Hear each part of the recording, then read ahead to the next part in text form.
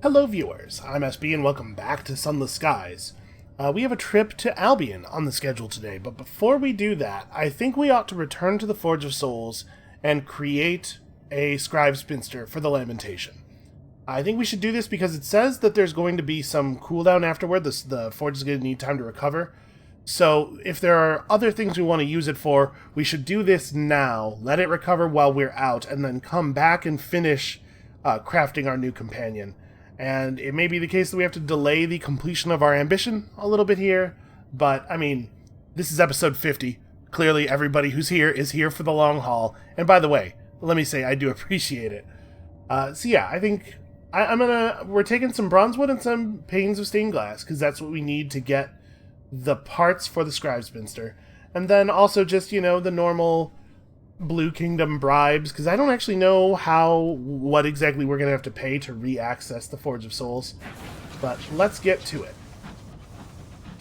We'll take Alton and our queen back to Albion, and we'll see what's up. It's probably the case that I'm not going to want to interact with the queen at Albion at all. We'll deliver Alton to his final destiny, and we'll see about getting a hold of a hogshead of starshine. And then we'll come back and get our other companion, and then we'll go forward on our ambition, because I bet there's only 1 or 2 steps left. I bet we're right up on top of the end of it.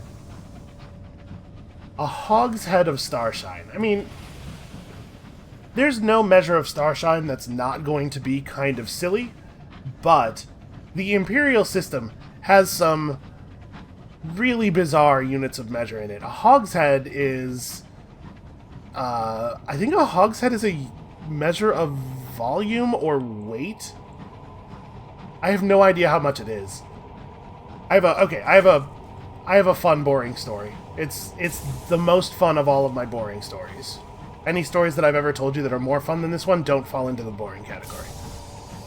Once upon a time, I used to work as a software engineer at a trucking logistics company, and we were building a web app to allow the people who work at the trucking logistics company to interact with their freight bills more easily and efficiently.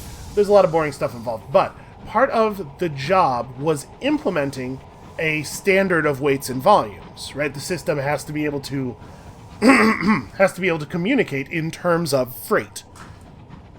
So I discovered a lot of really bizarre holdovers from the Imperial, the old Imperial shipping system that we've just never bothered to get rid of. The system had to be able to handle Firkins. A Firkin is I guess it originally referred to a type of barrel, but then, it started to refer to the things that were shipped in the barrel. So a Firkin, in the standard we were using, was a measure of... there were 3 things. It was soap and beer and something else.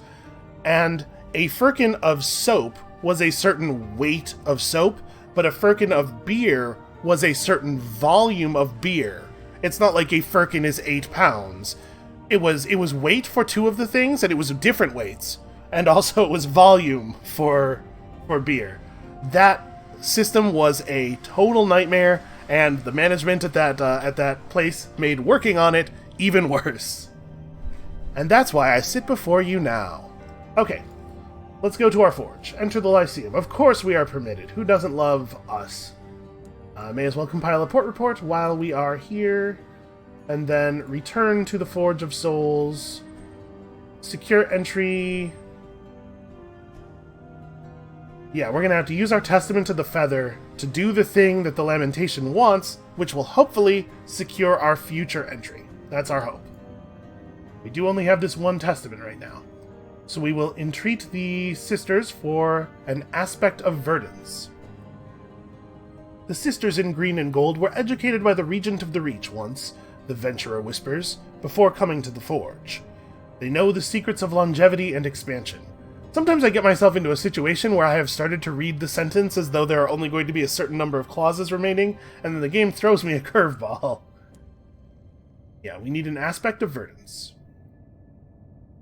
The sisters take you to their chamber, which flickers with correspondence. It singes their long gowns of moss and marsh, but the sisters pay it no heed. The youngest, whose dress is the color of sunlight drowned in a mire, smiles with all 7 of her eyes. That's a weird number. Things mostly have even numbers of eyes. I'm not even upset about how many eyes it is, just that it's an odd number of them. They examine the quality of your offering, the rings in the bronzewood, the smaller plants and fungus still attached to the chunk of the tree. They whisper in the ruined languages of the Reach. At last they turn and smile as one. Your gift is acceptable. Okay, we must also entreat the thrones for an aspect of dominion. Thrones have jurisdiction over the aspects of dominion, the principles of rulership, the venturer tells you. This was their reward from the king. The thrones command the heights of the forge. Within the highest and strongest of the towers, where the glass and smog rises fastest and thickest, you meet the Trinity of Thrones. The oldest and most terrible, whose body resembles nothing so much as a battered industrial loom, lurches forward to examine your offering. The thrones admire their hulking reflections in the panes of glass. They take them from you. Okay, as was taught by the Regent of the Reach to the Binary, says the Venturer reverently, let's craft a scribe spinster. We definitely have harmed the overall population of scribe spinsters. I guess it's okay for us to plant a new one. Old recipes are consulted. The sisters in green and gold mediate between the ministers white and red. A dozen sheaves of wood are burnt, rekindled, and burnt again. At last, they have something approaching a soul. This is carefully guided through the echoing halls, growing as it is imbued by each spirit of the appropriate character. You watch as the sisters pin quills to the form, sewing parchment wings onto its bronzewood flesh. Correspondence is traced from the walls onto its hood. Claws curl, yearning for scraps of old knowledge. That's a strangely constructed sentence. It is, at last, unmistakably a scribe spinster. The Lamentation of Mists will be pleased. Okay, and we got a condemned experiment from that as well. We have curried favor with the Lamentation of the Mists. Okay, so let's... I guess this is just like a currency that we spend. I'm kind of curious, though. Can we go back and speak to the Lamentation? I just want to know if there are any other rewards for having done what we were asked. Petition for an audience. Perhaps you have need for her, or perhaps she has need for us. Inform him the Lamentation is aware of your value. Hey, I helped the Lamentation of the Miscreant Scribe Spinster. She should be able to make time for me. She's got time for me. The unworthy scribe stands, beckoning for you to follow. My mistake. This is why I remain a lowly scribe. Come, come, I'm sure she is waiting even now on your arrival, he continues, unconvincingly. The scribe leads you through the Lyceum and toward the Chamber of Restoration, where the Lamentation of Mists spends her days sifting through the ashes. We do suspect that we need a Testament of Salt, right? Yeah, alright, let's try it. Who will stand as surety? 3 of, hopefully, our newest crew members. I imagine that all of the tremendously dangerous stuff that we are always having our crew do gets foisted on the newer crew members. Seniority affords you some measure of safety. We don't tell them that until it's time for something like this to happen, though. The Lamentation hanging from her long chain on a pillar before you. She requests that you select 3 companions to act as a guarantee of your good faith. Servants are considered suitable, but she supposes friends or employees will do. Whom will you select? Stokers, signalers, or gunners? Well, if we were to lose 3 people, I suppose signalers would be the least... signalers are the people we need the least, right? We know all about the signal languages. We have this fancy book that was written for us. So, if it comes right down to it, Sister Patel could probably do this job herself. And stokers and gunners are tremendously important. The quick and nimble communicators assure your safe passage through the skies, but they are prone to backtalk. Your signaler's expressions are grave. Time for a smoke first, Captain? The most senior asks. She lights up without waiting for your response, then passes it to her comrades. Listen, it's gonna be fine. I'm gonna successfully undergo this trial and everybody's gonna live. The trials for the Testament of Salt take place in the sepulchral archives below the reading room. Lazulite pillars, thick as the ribs of a colossus, hold up the many-vaulted roof. Great windows, bereft of glass, allow sunlight to flood in, bright as death. All but the nearest pillars are obscured in splendid immortal radiance. Let's do it. Supplicants must undergo one of 3 trials to test their worthiness. The selection is at the Lamentation's discretion.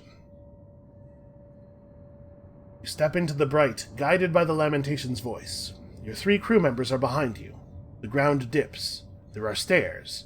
And then your vision darkens, adjusts. You stand in a long chamber.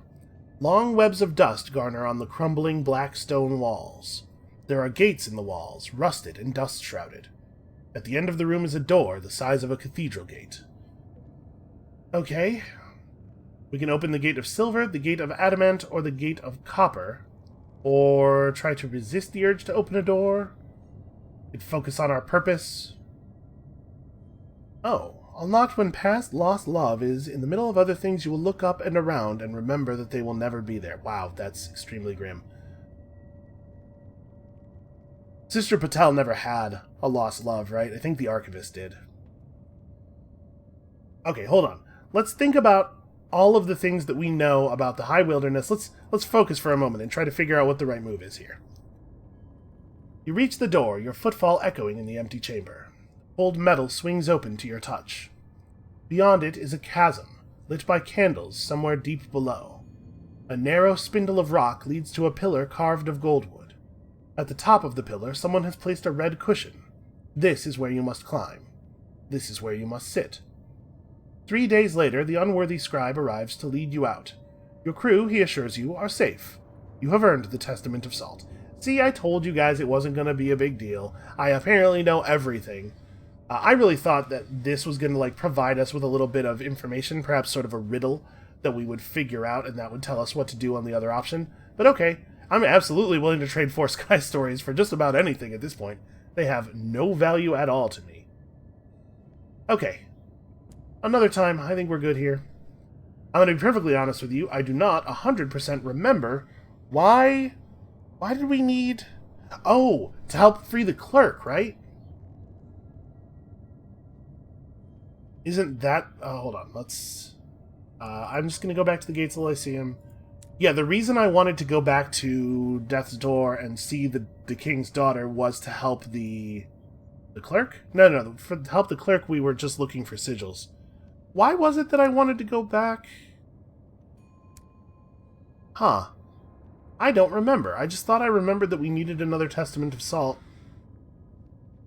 Wait, a Testament of Salt wouldn't have been...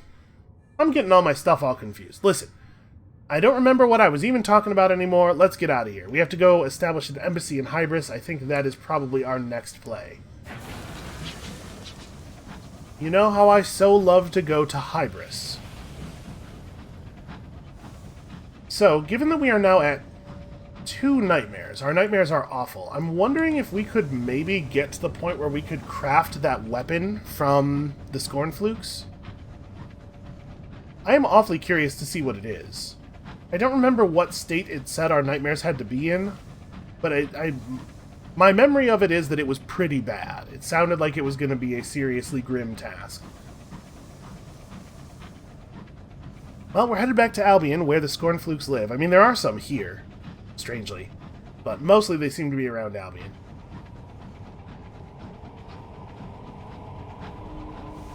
If we have the opportunity now to craft a new weapon before moving on to the next character, I think we should probably do it. This character is extremely powerful and accomplished, and if we have things that might be difficult to do, let's do them now and pass on to our next character the fullest possible legacy. Now that we've seen almost everything that the game has to offer, I'm, if anything, more curious what the truth could possibly refer to. Oh, the Nameless Spirit must be paid. I think at this point, we can let the litigator go. The Nameless Spirit growls from deep within the jar. You do nothing. At the next port, the nameless spirit leaves your vessel and does not return.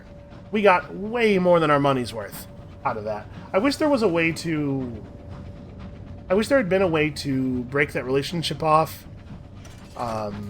less acrimoniously. I wish we could have said, hey, you did some great work, here's like a little final bonus, and then, you know.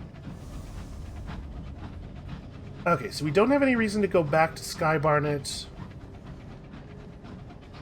Yeah, I think we're just headed to Hybris. Unfortunately, the relay is going to drop us off right at New Winchester, so Hybris is a bit of a flight. I might do that off camera. Wow, it is. I don't know if that wind is coming through on the microphone. I apologize if it's loud. I think the windows are behind the mic, so hopefully it will not be getting caught. But it's, yeah, all of a sudden it has become extremely windy. All right, to the Reach with us.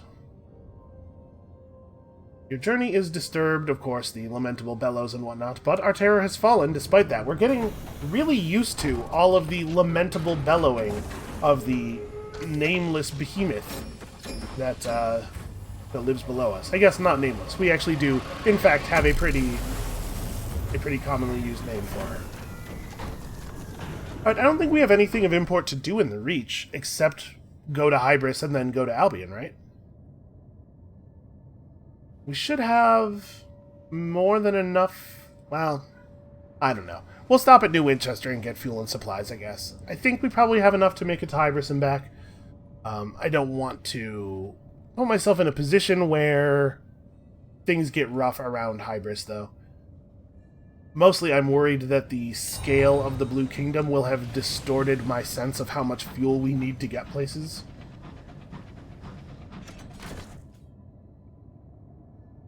And once we're out of the area around the relay, we're not that far from New Winchester anyway. Yeah, sure, we'll just swing through. I think I will, in fact, take this off camera for a moment. So, I'll see you in a moment in Hybris. Here's something interesting. I swung through Polmir and Plenty's to pick up our free tickets, of course, and because it's just on the way, I figured I'd grab a port report. It's just free money, really. And it turns out, we believe there's a sigil on that obelisk. It actually makes a lot of sense. I was not thinking this when I parked here, but yeah, obviously there's a sigil here. Those who near the obelisk feel an intense yearning. For many, this sensation satisfies a fundamental desire to be needed. They find it hard to leave. There's a gathering of newcomers around a bonfire by the obelisk. They watch you climb. The sigil throbs 2 handspans from the point of the vast stone. Keeping the paper flat while making the rubbing is precarious. Your audience falls silent so as not to distract. Finally, you are done, and your sliding descent is accompanied with raucous cheering. You retreat to your engine to identify the sigil. You need to pay Visions of the Heavens, that's fine, we got plenty of those. Okay. Brightness in harmony, not competition. Polyphony. Consonance. Symbiosis. It takes cross comparisons between several texts and one notably brilliant deduction, but you have it. This is one of the sigils listed in the controversial 2nd edition of the Dulford compilation. These sigils are dangerous precisely because of their apparent benignity. The lost Sing Jenkins expedition began its search for undiscovered correspondence sigils here. You know that they also spent time at Lustrum, where they lost crew. Later, they left the Reach for Eleutheria, constructing the transit relay that allowed passage to that midnight domain. It would be worth looking for a sigil at Lustrum, and at both ends of the Reach Eleutheria transit relay. Both ends, huh? Alright, we might take a little detour to Lustrum, because if we're going to the Reach Eleutheria transit relay, we should do that at the same time as we go to Hybris. Of course, anything in value in Lustrum is going to be up on the mountain. Fortunately, we've climbed this mountain before. I think we should have a better than 66% chance of success given how good we have been at this in the past, but fine. Let's roll the dice a couple of times. Shouldn't be a problem. What did I say? The cold is vicious. Rocks crumble, turning solid ground into a grasping abyss. The snow is sometimes waist deep. Team members take turns at the front, flattening a path for the rest to follow. Near the summit, ice mummified and huddled together, are two corpses. The bodies have the quill and star emblem of the Sing Jenkins expedition, sewn into their frozen jackets. Carved on the mountain behind them is a sigil. You copy it quickly and make your way back down. A ragged sigil of loss and devastation, of bitter survival. Once back on the locomotive, you copy the sigil to a thick sheet of parchment and store it in a brass box. You return to your notes on the Sing Jenkins expedition. Finding this sigil cost them 2 bearers, half their provisions, and a donkey. It took less from you. The clerk's notes suggest that Sing and Jenkins began their expedition at a great obelisk in the Reach. It is also said that they went off the maps into the sunless wastes where the winds wait. Okay, so the great obelisk in the Reach obviously is Pomir and Plenty's. The sunless wastes where the winds wait. What does that mean? The sunless waste makes me think of Albion. But is there a place in Albion that's particularly windy? There's also, there are those areas down by the Trader's Wood that are always very windy. But they're not... Are they sunless? Maybe. I don't know. Our next move is definitely Hybris, though. And here we are again for what I hope, but sadly do not suspect, will be the final time. Let's establish a Blue Kingdom embassy. This place ought to be used for something, although I'm a little worried about the effect that the fungus might have. You know, I'm just saying, the last people who lived here just sort of wandered off and were never seen again. Are we sure that's not going to happen again? The village sprawls, silent and abandoned and overrun with rapacious fungi. The interior of every house is choked by spores and rot. Here we are then, the mesmeric orator masterfully avoids showing even a trace of disappointment. Very good, very good. From the humblest of seeds a mighty oak may grow, after all. Okay, I guess we can try to help you set up here. The orator takes it upon himself to deliver a speech. Yeah, I mean, that makes sense. Your crew, suitably inspired, band together and tackle the village head-on, clearing away the clutter, sweeping up spores, even hacking away most of the fungi. By the end of the day, Hybris is habitable once again. It's a busy day. This seems the most suitable accommodation for the embassy, declares the orator, standing outside the modest town hall. For now, we shall set up our operations here, and one can only hope that in the future, we grow. Yeah, I'd be careful saying things like that around here. Hybris is a silent, spore-swept ruin.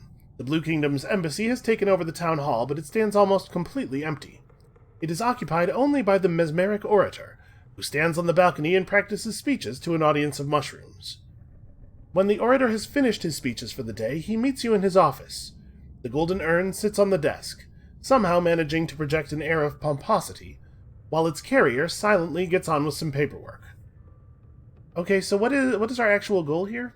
The orator clears his throat dramatically. He loves the chance to pontificate. Yeah, I guess I asked for that. Why, an embassy helps different cultures understand each other, am I correct? The orator pauses for precisely optimum effect. As the Reach comes to understand us, they will adopt our inherently superior philosophies. Soon the Reach will swear fealty to the Blue Kingdom, perhaps Albion too, and we will have opened strategically valuable new fronts against the Eleutherian menace. Thus it is imperative that we educate the denizens of the Reach in the philosophy of culmination, and hasten this process as much as we can. We propose an ending to beginnings. It is more complex than that, of course. I explain more in my daily seminar. No, that's cool. I don't really have time. I have a lot of stuff to do on the train. There is plenty of work to be done, as usual, he says in his voice of butter and honey. The stars are much maligned in the Reach, says the orator sorrowfully. Perhaps because of that clockwork abomination. Citizenry must be taught that entities such as the Sapphired King are not threatening in the slightest. Why, they protect us from falling into the darkness of Eleutheria. They keep us whole and safe and together under a single immutable law. There is no greater comfort, my friend, than knowing that the sun will rise tomorrow as expected. As such, I require you to travel to New Winchester and spread the argument that the stars are above us for good reason. Yeah, okay. I'll do my part to spread the philosophy of culmination. I'm not in love with the way things are done in the Blue Kingdom, and I am, to be perfectly honest, terrified of the stars, but Eleutheria is worse, right? Like, if we have to pick a side, and I'm not 100% convinced that we do, but if we had to pick a side, I don't take the Eleutherian side. The orator's voice is sunshine breaking through the clouds. Wonderful. I have every confidence in you, sister. Okay, foster pro-judgment sentiment. I feel like, we should maybe not push too far in any direction on this with this character, because I think we're going to learn some important things about the stars with the next character, right? The truth, perhaps, should we be so lucky. Alright, let's get out of here. I guess there's no reason you guys need to watch me fly all the way back to New Winchester. I will say, though, that I hope the Lamentation of the Mist isn't going to be upset with us, because I've already killed like half a dozen Scribe Spinsters since we came back to the Reach. Alright, well, I said we probably didn't want to push this too far in either direction, at least not with this character, but I am curious what'll happen, so I suppose we could take a moment here and write just one little poem about the beneficence of the stars. Something that will set the city alight, something that will emphasize the benevolence of the cosmos. I don't really think of Sister Patel as a poet, but poet enough, apparently. You write a mad dash of a poem, something that barely rhymes and barely coheres, and yet somehow carries the reader in a fevered momentum. You write about an Eleutheria drowned in endless night, an Albion poisoned by glass. You write about the Reach, starless, adrift, a ship guided by a lighthouse it can barely see. Adrift, that is, until a blazing blue cuts through the dark, a thread that guides the ship home. You publish your poem anonymously. The next day it is the talk of New Winchester. Speculations as to its meaning and its author reach fever pitch. Hey, you know what? If the Archivist could do it, so could we. And one long, boring flight later, we are back in London. Nothing at all interesting happened on our way through Albion. I even swung around a little bit. I took a pretty serpentine path looking for some of those wefts of unraveled time, but it looks like I'm going to have to spend some more time hunting. For now, though, I think it might be in our best interest to attend a meeting with a gloomy middleman. Middleman? Middleman. It's not his last name. He is a man who is in the middle of some shady business. He conducts business in a smoky corner of the Admiral Benbow Inn, down in the smoggy lower levels of the city. The middleman is nursing the same glass of beer he began the evening with. Ah, sister, to claim it is a good evening would be duplicitous, but it is at least an evening, and here you are in it. He waits until you sit. My employer can open a profitable door for you. There are goods that Her Majesty's government do not want to see bought or sold. Prohibition begets scarcity. Scarcity begets profit. One example of this contraband is red honey, gathered by the Midnight Rose at Titania. Unfortunately, supplies have dried up. Prove your value, find out why, and fix the problem. Oh, it's gotta be a whole big deal, huh? Alright, listen, I want that starshine, so I guess we'll put up with it. But, I want it noted, for the record, I'm very cross. So, if we're suddenly going to be embarking on a life of smuggling, I figured we probably better get the appropriate equipment. So I brought us back to the Royal Society to pick up that mechanical Turk. At first, we built an actual functional chess-playing automaton, of course, the mechanic explains in dark tones, but it was impossibly smug.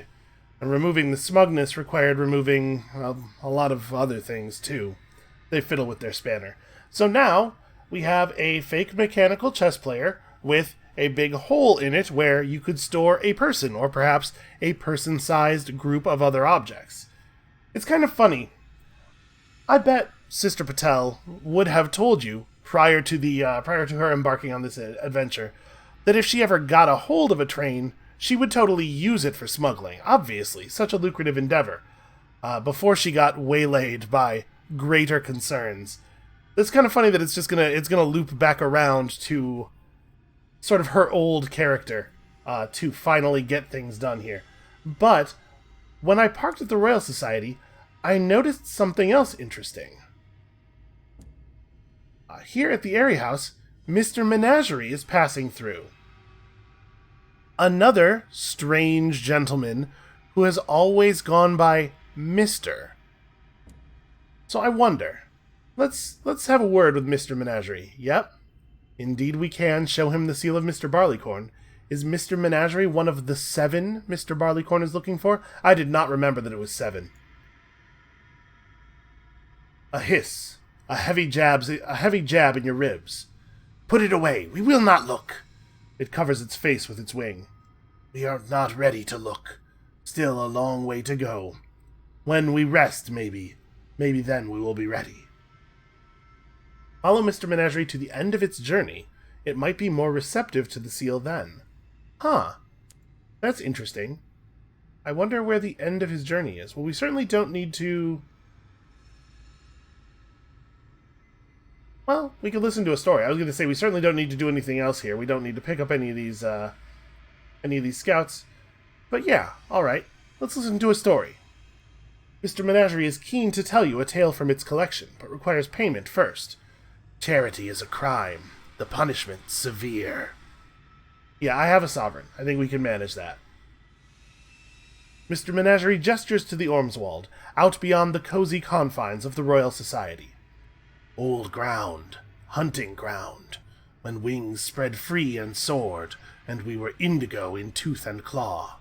Are those teeth you can see below the hood? When the skies were young, when we were young, our bargains were savage, our hunts were sacred, we lifted all wings, our appetites naked. All gone now. Things change. Time takes all. I don't think I had connected that Mr. Menagerie and Mr. Penny's were the same thing. I guess it was a while between us meeting them. Okay, well, we are going to acquire nothing today. He will move to another port, and perhaps we'll make an effort to follow him. We are moving elsewhere soon, but we will leave a note saying where we have gone. We will have more things to show, and stories to tell. More things. I wonder if he actually does pick up new inventory over the course of his journey, because, I mean, the Ratronaut is pretty hard to use already. He could hardly pick up something with higher stat requirements. Where is Mr. Menagerie headed? The throne of the Hour King. Huh. Okay, that's distant indeed. Alright, well that is not a primary concern. Mostly, what I wanted here was the smuggling equipment. Still haven't seen another one of those wefts of time. I think at this point, we're headed to Titania to see if we can't resolve the problem, and hopefully we'll see one on the way. Oh, look at this. I think we've found one. Let's see if this is indeed what we are after. Time is loose here, yes. A weft of unraveling time. You have strayed into a place where the weave of time has frayed. The sky groans. The borders that separate past and future crumble, and your engine is dragged in. Yeah, I think we must allow ourselves to be pulled in. This is something that I have been very, very nervous about doing up to this point, but the things we'll do for friendship, right? The boiler rumbles, the chimneys spume. You urge your locomotive forward into the churn of time. The present quivers, falters, and is torn away. The horological office in London may be able to tell you more about your encounter. Yeah, maybe. Within the weft, past and future knot like dueling pythons. Nothing is constant. Another age washes over your locomotive, and everything changes. When you leave the weft, some of your present circumstances will follow you out. Be careful when you depart. Okay, let's, quote-unquote, bury the navigator's friend. You must be quick. Slide the body out of the exterior hatch into the snarling collisions of time.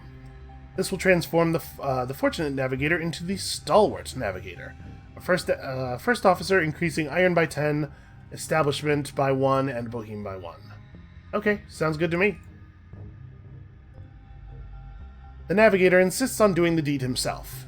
Alten's body hangs for a moment just outside the hatch. Then his left shoulder is caught by flailing time, and the corpse is drawn away from the engine. The navigator watches his friend be snatched away. Whenever he is not now. He turns to you. Thank you, Captain. Now, let's find our way out of this tumult. His promise is discharged. He is changed. The navigator's friend has been given a fitting burial. At least, I hope so. I hope that turns out to be what we have done here. The annoying news is that because the fortunate navigator has been replaced with the stalwart navigator, he's no longer equipped, which means that our stuff is probably screwed up. Yeah, it shouldn't do that. Okay, we can attempt to escape a grim ending. Sounds like a thing we ought to do, right? A cold future. Your locomotive is silent. Its engine is still. Its coal stores empty. As you make your way to the bridge, you step over slumped corpses, pale in fine coats of frost. On the navigator's table is a brittle map, charting a desperate course somewhere no one has any business. There is a corpse in the captain's chair, too. You do not look. Yeah, I think it's probably best I don't. To be fair, someone did... No, I was going to say someone did die in this locomotive, but the captain we lost at the beginning was definitely not in this locomotive. Well, we could roll the dice here. This is a hearts challenge, which we're not great at. Or perhaps, if we tolerate this current present a while longer, or hide from it, or pray, it will pass. Perhaps another time will replace it. Perhaps you will like that time better. I think maybe we hang out here in the unraveling time for a moment on purpose, which, when I say it that way out loud, sounds crazy. Oh good, we are gaining terror rapidly. You have only to endure, and the chaos of the weft will sweep your current circumstances away as another time gains dominance. You can feel its approach, a roaring like a gathering tide.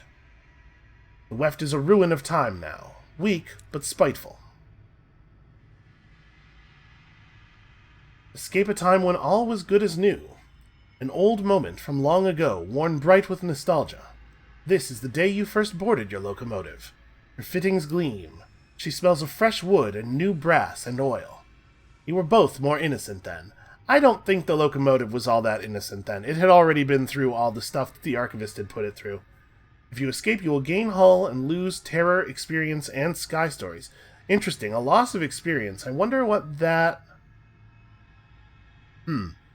Yeah, let's try it. The controls are stiff, and it takes a while for the engine to warm up. This is a time before you and your locomotive had worn each other in, but you managed to get her boiler running and edge slowly out of the weft. The past and present collapse imperfectly together. You emerge in a spick-and-span engine, but there are gaps in your memory of the time between then and now. You can feel their absence, like missing teeth. Wow, that's kind of a horrifying concept. I mean, I guess it's a thing that happens to people all the time. We lost 10,000 experience, but I've gained so much XP since hitting level 20. Yeah, that doesn't take us anywhere near the threshold for losing our level. Okay, well, one more task completed then. Well, I stopped back in London to fix our officer problem and get our plating re-equipped now that we have the iron again. And look who it is. I'm going to be honest with you, when he said the throne of the Hour King, I thought he meant the Blue Kingdom. I blame the fact that I'm playing this and Astrologaster, and it's just, it's a lot of people talking about a lot of monarchs lately. I'm getting them all crisscrossed here. But we have an opportunity to meet with Mr. Menagerie once more. I assume he is not interested in looking at the seal at this moment. Nope, and I keep gaining terror by doing that. It'll be fine. Something tells me we will manage the terror, as we have in the past. Alright, you got another story for us? Mr. Menagerie gestures to the throne of hours that scores the horizon like a burst of golden fire. Light reigned once. Light hated. No mercy, no bargains. Only judged what is. Now light was. Lights can fail. Mr. Menagerie leans in close, so you are faced with full redness of its eyes, the reek of its breath. We are the haunters of dark. We are the shrieks in the voids. We are the peddlers of midnight. We welcomed light's failing. You bargain with us. We supply your needs. You supply ours. Such novelties you bring to our collections. He brushes an arm, or perhaps a wing, bony and heavy, over your shoulder, and turns away. Yeah, he's a real creepy dude. I don't know why I wasn't remembering him being quite so creepy. Even, relative to others of his type. Alright, where's Mr. Menagerie headed now?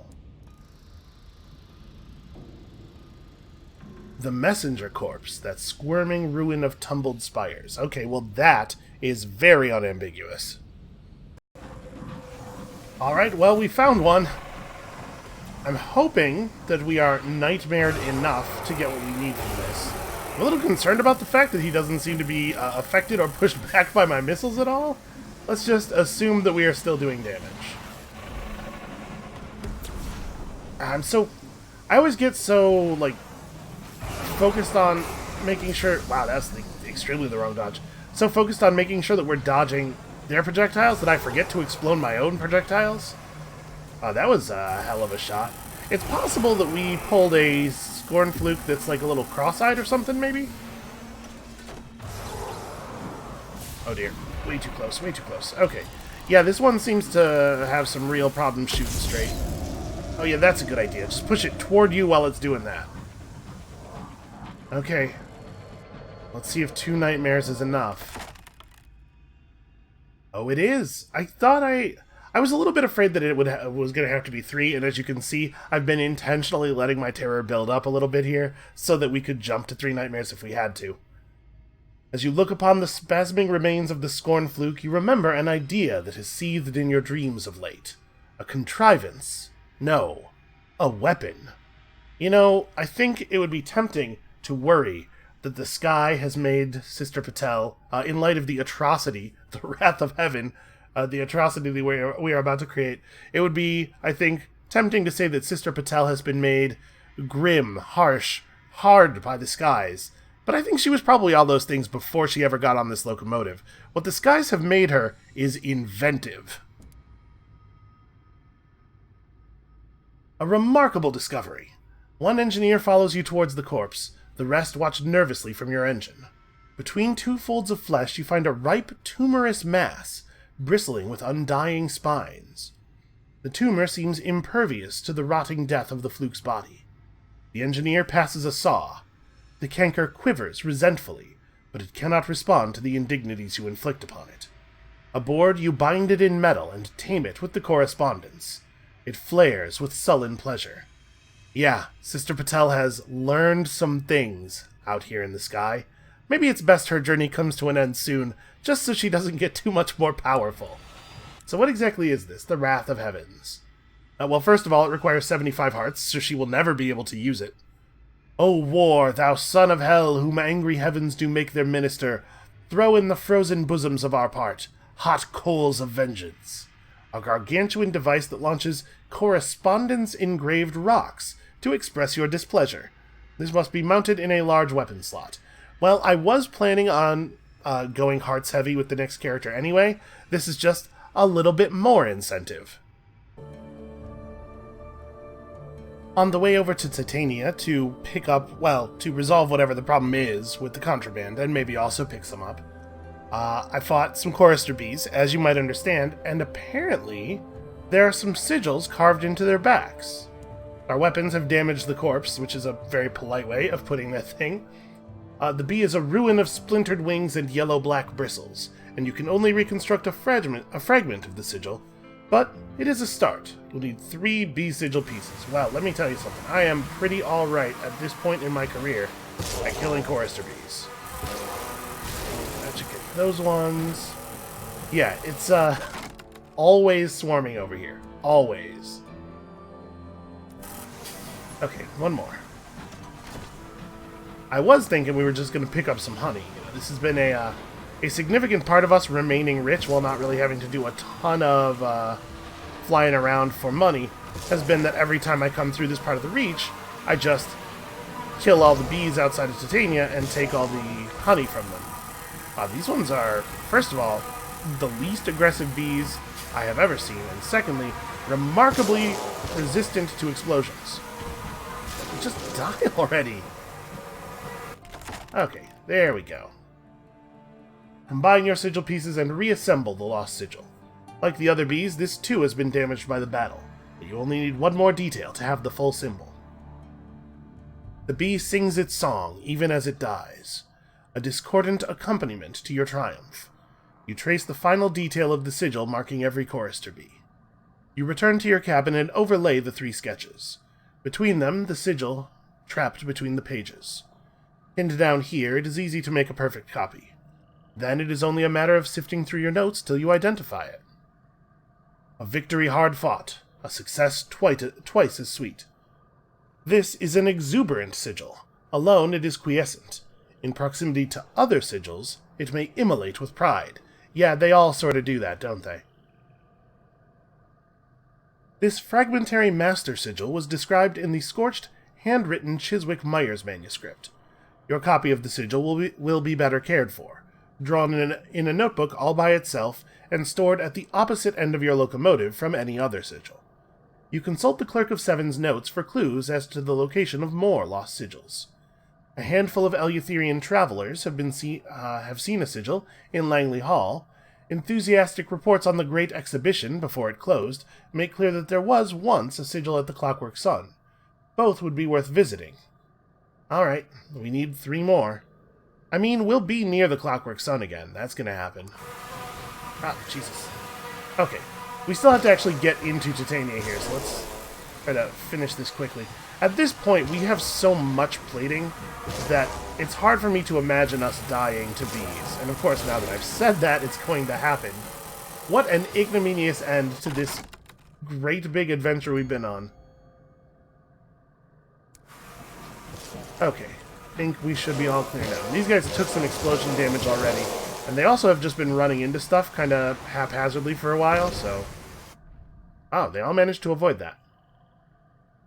Oh, the temperature has plummeted. You know how the waste wave is. We can buy fuel at Titania, can't we? Just stoke the engines. This shouldn't be a problem. Okay, alright, bees. Okay, actually, kind of hard to shoot you when you do that. They finally figured out a strategy. We can't let any of them live and distribute it to the others. Okay, finally, Titania.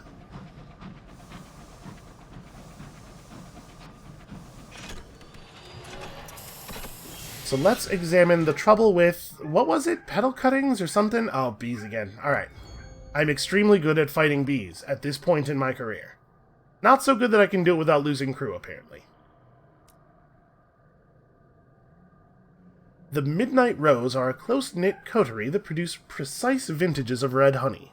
Oh, also, while we're here, we should attend this art exhibition real quick, just, you know, drop off the last of our terror. You can see that I had our nightmares treated at Magdalen's. I would have gotten us all the way down to 0, but it turns out we've run completely out of moments of inspiration, so we'd better find some more of those. Somewhere amidst the garrets and galleries of Titania hide the Midnight Rose. They make red honey, an old London vice. The manner of its creation is a secret, but is rumored to require a breed of rose first grown in hell, bees, and memories harvested from caged subjects. Imbibing red honey allows you to live those memories, to ransack the contents of another's heart. Well, we could engage in a trade of gossip. If we still had the princess around, she could just solve this. If we had 5 points of affiliation Bohemia, we could press that. That is a very impressive amount. The higher your affiliation, the less gossip this will require. Listen, we got enough gossip. But maybe we can save some by employing the arts of deduction first. You identify people of interest, rule out those less promising, and question or shadow the ones who are left. In this way, you progress from the imbibers of red honey to its vendors, and finally to its manufacturers. The gloomy middleman's name secures you a meeting. A precarious descent of ladders leads down to the hideout of the Midnight Rose, a spiral of rickety platforms clinging to the great orchid's stalk. There, the Rose have constructed an edifice of glass, something between an orangery and a cowshed. It hums with bees, and shivers with sobbing. Huh. They want to be assisted with their revenue men problem, huh? The Midnight Rose are a close-knit coterie that produce precise vintages of red honey.